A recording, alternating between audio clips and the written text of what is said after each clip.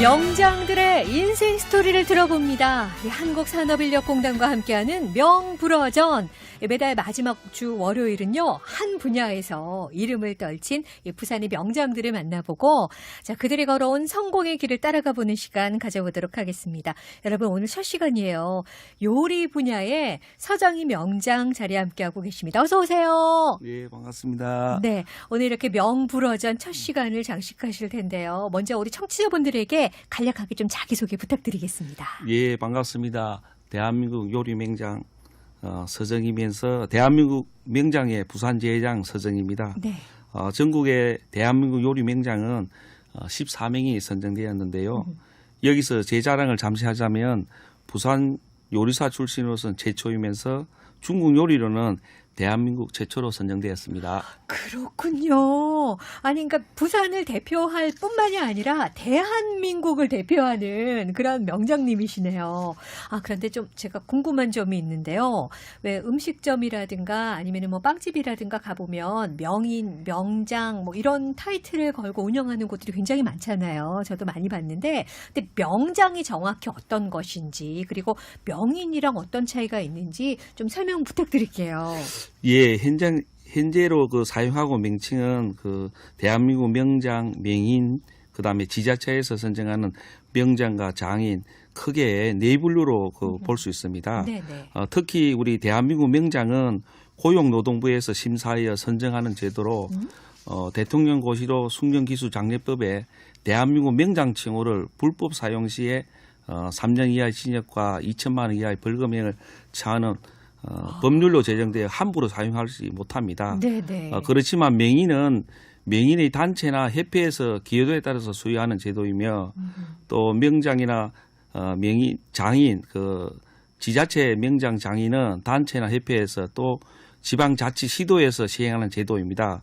예를 들면 부산 같은 경우에는 부산 공예명장이라든지 부산 최고 장인이 있습니다. 그리고 협회 단체나 협회 장인이나 명인이 수여되고 있으며 현재 전국 시도에서 많이 수여하고 있습니다. 그렇군요. 그러니까 대한민국 명장과 그리고 또 명인, 장인 여러 가지 전국 시도 단위에서도 수행하는 것이 있다. 이렇게 설명을 자세히 해주셔서 이제 그 개념이 잡히는 것 같아요. 그렇다면 이 대한민국 명장이 되기 위해서는 어떤 조건들이 필요할까요?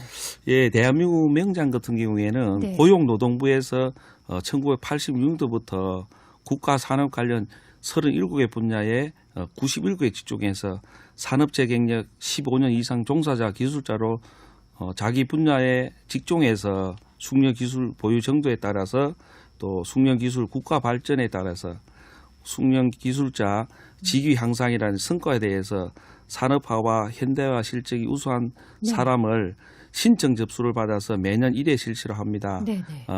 그래서 서류 실적과 현장 실사, 최종 면접을 통해서 그리고 대한민국 명장 심사위원회에서 최종 선정하여 선정되신 명장님들은 자기 분야 직종에서 후진 양성과 기술 전수를 위한 숙련 기술 컨설팅이라든지 명장 공방, 산업 현장 교육 활동을 의무적으로 하고 있습니다. 그렇군요. 역시 대한민국 명장이다. 명장이 되는 길이 결코 쉬운 길이 아니다라는 생각이 느껴지는데요. 우리 서정희 명장님께서는 중국 요리 분야의 명장이라고 하셨잖아요. 그러면 요리를 언제부터 시작을 하셨나요?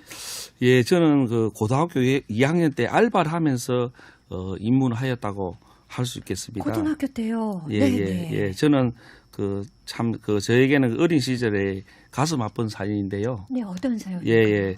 저는 부산 기계공고 2학년 때 기숙사 생활을 할 때에 한 호실에 한 8명 정도 생활합니다. 그런데 매달 생일 파티를 하는데 500원을 내야 합니다. 그래서 저는 500원을 내야 하는데 그 당시에 저는 가난했기 때문에 500원 낼 돈이 없었어요. 그래서 500원을 벌기 위해서 주말에 중식당에 가서 설거지도 하고 배달하면서 당당하게 500원을 낼 수 있어서 저만의 자존심을 지켜서 오늘날 이 날까지 왔습니다. 그 말씀을 하시니까 갑자기 제 코끝이 좀 시큰해지는 것 같은데, 아, 그랬었군요. 처음에 그러면은 입문을 하게 된 계기가 돈 때문에. 예. 근데 그러던 와중에 나중에 대기업에 취업도 하셨다고 하는데, 왜 그만두신 건가요?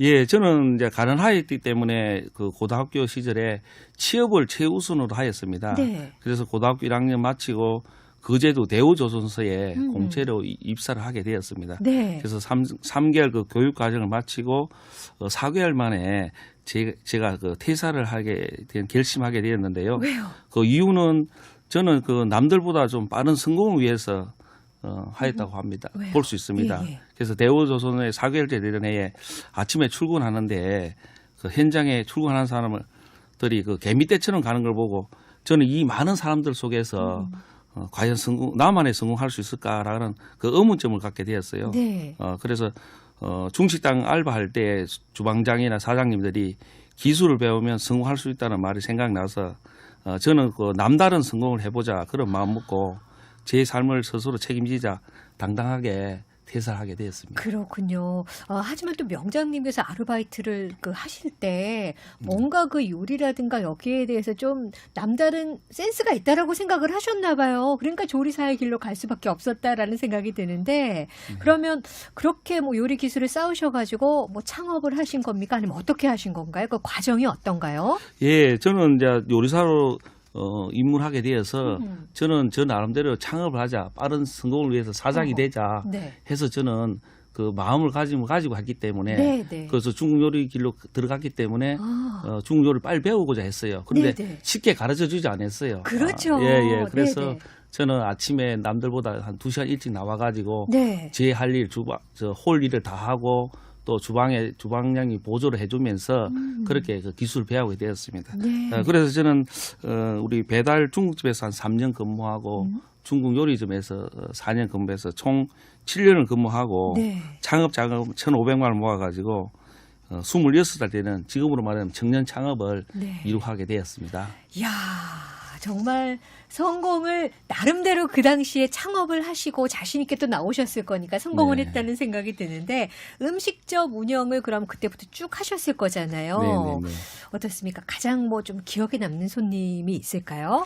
예, 사실 뭐 요리사가 자기 음식점에서 손님들이 대개 보면 맛있게 먹고 간다는 그런 손님 기억에 남을 수도 있고 네. 또 저 같은 경우에는 제가 가진 기술을 요리 특강을 통해서 중국 요리 마니아층을 많이 만들었습니다. 그래서 네. 그때 그 오시는 단골 손님을 확보해 되었고 또 가족 관계 찾아주는 손님이 기억에 남고요. 그 당시에 또 짜장면 봉사할 때에 네. 봉사하고 나신 분들이 또 가족 관계 찾아줄 때 기억에 남습니다. 근데 진짜로 기억에 남는 손님은 네. 제가 저도 어렵게 살았기 때문에 결손 가정 어린이들을 위한 그 지자체에서 운영하는 그 식당 이용권을 발행해야 되었습니다. 그래서 그때 그 학생들이 그 방학 때 되면 하루 한 끼 식사를 못할 때가 있어요. 네. 그런 그 학생을 위한 제가 한 끼 식사를 제공하는 그런 때가 있었는데 그 결손 가정 학생 중에 제가 식사를 먹게 된 그 2년으로 해가지고 대학교 때 알바를 하게 되었고 지금은 이제 요리사 길로 가고 있는 게 그때 기억에 남는 손님 중 하나 사람입니다. 그렇군요. 아니 학생이라고 해야 될지 지금 이제 요리사를 걷고 있는 어떻게 보면 후배가 될 수도 있을 텐데 보시면서 어렸을 때 본인의 모습과 굉장히 오버랩되는 게 많을 것 같아요. 좋은 말씀도 많이 해주시죠. 그래서. 예, 저는 이제 자기가 노력한 만큼 성공할 수 있다는 말을 제가 꾸준히 해주고 있습니다. 네. 예, 그래서 현실 안주하지 말고 노력해서 성공하자 이렇게 말하고 있죠. 네, 조금 전에 잠시 얘기도 나왔었지만 또 우리 명장님께서 환경이 어려운 뭐 후배라든가 조리사들에게 학생들을 위해서 봉사활동도 그렇게 많이 하신다면서요. 아이고 많이 하는 거 아니고 네. 저는 이제 가난하게 살았기 때문에 네. 언젠가 성공하면 봉사를 하자 저는 늘 마음속에 가지고 있었습니다. 네. 그래서 특히 이제 봉사하게 된 계기는 1998년도 IMF 때 제가 이제 중식 봉사단체를 결성해가지고 네. 우리 북구라 동래구 관내에 그 노숙자 빈곤가정 고아원이나 요양원 복지관 이런데 짜장면 봉사활동을 지금까지도 한 24년 동안 해오고 있습니다. 네. 특히 저는 그 모교인 그 부산기계공고에 2006년부터 그 부산 지방기능 경기대회 선수와 참가자 또 관람객이라든지 학생들에게 무료로 짜장 봉사 활동을 그 후배 조리사들과 같이 하고 있습니다. 예. 그렇군요. 우리 명장님께서도 요리사 길을 걸으면서 정말 그만두고 싶고 힘들고 이런 순간들 많으셨을 것 같아요. 그걸 이기셨기 때문에 지금 명장이 되시지 않았을까 싶은데요. 혹시 그 어려운 순간을 좀 버티게 해준 뭐 사람이라든가 스승이라든가 뭐 아니면은 마음에 와닿는 문구 어떤 것들을 붙잡으셨나요? 예, 사실 스승이라든지 옆에 주위에 있는 분들이 다들 고마운 분이고요. 네. 특히 제가 이제 이 자리에 이때까지 버티게 해준 것은 우리 가족들입니다. 네. 저는 이제 딸만 둘인데요. 그래서 딸들이 이제 제가 바쁜 시간에는 서빙이나 설거지 이런 것을 많이 해줬습니다. 그래서 네. 다 같이 고생했고, 저는 저 나름대로 그 보상 심리로 그 설과 추석을 이용해서 저는 또 미식 여행하면서 가족과 함께 여행을 또 외국 여행을 많이 했었습니다. 그렇군요. 그 외국 여행 한 20년 동안 해왔었고요. 네, 네. 예, 그래서 그 힘든 순간을 이기기 위해서 물론 힘든 순간 있죠. 매일 그 어떤 다람쥐 쳇바퀴 돌듯이 인생 산다 한다 아닙니까? 그래서 저는 그 힘든 시간을 그 없도록 하기 위해서 현실에 안주하지 않고 계속 도전하였습니다. 그래서 네. 한 단계 한 단계 계단 오르듯이 37년간 9단계를 했습니다. 그래서 저는 지금부터 이제 10단계 도전을 하고 있는 중입니다. 네. 앞서 왜 그 전국의 대한민국 요리 명장은 14명밖에 없다고 말씀하셨어요. 네, 네, 그분 네. 중에 한 분인데 네네. 그 제가 궁금해서 여쭤보는 건데요. 네, 예. 딱 선정이 됐다라는 소식을 알게 됐을 때 예.